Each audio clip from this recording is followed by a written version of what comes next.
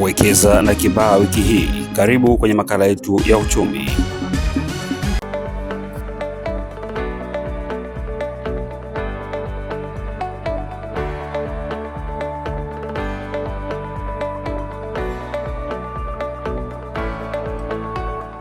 Halmashauri ya wilaya ya Kibaha ni mojawapo ya halmashauri 9 za mkoa wa Pwani, ikiwa na eneo la kilomita za mraba 2190.84. Ina tarafa 2, kata 14, vijiji 26 na vitongoji 102. Kwa mujibu wa sensa ya mwaka 2022, halmashauri ina watu 123,367. Shughuli kuu za kiuchumi ni kilimo, biashara, ufugaji na viwanda. Wilaya ina viwanda 147, kikiwemo kiwanda cha kuchakata nyama Tan Choice na cha vyakula vya mifugo Animal Care, ambavyo vimeunda ajira 3818. Fursa za uwekezaji: kongani ya viwanda Sino Tan, mradi wa kimkakati wa shilingi trilioni 8.49 uliopo Kwala kwenye ekari 2500 unatarajiwa kutoa ajira 100,000 za moja kwa moja.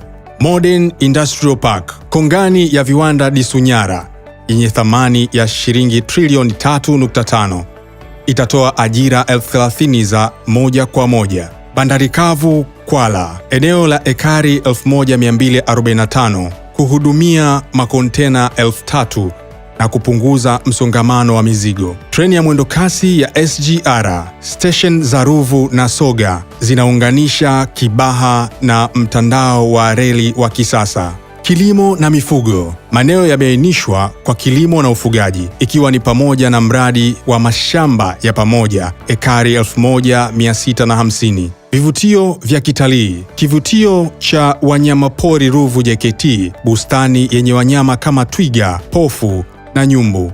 Mradi wa soko la kisasa Mlandizi.